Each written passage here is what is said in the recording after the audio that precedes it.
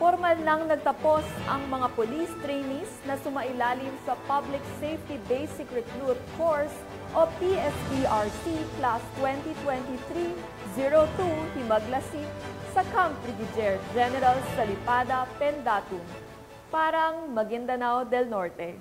Ang kabuuan ng mga balita mula kay Patrolwoman Judy Ann Alibo.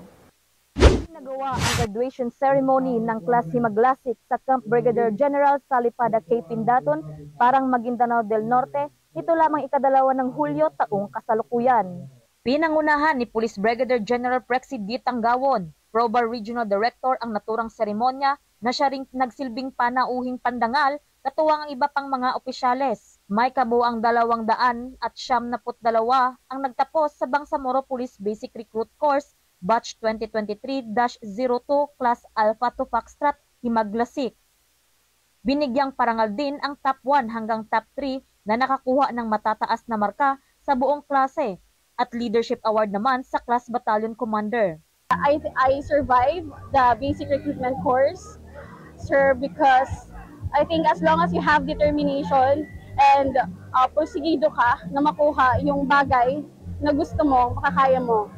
Kahit gaano kahirap is makakaya mo ito. Ang naging inspirasyon ko po sa lahat ng pagsubok, sa 6 months na training namin, sa hirap at hindi biro na sacrifices namin is yung magulang ko po.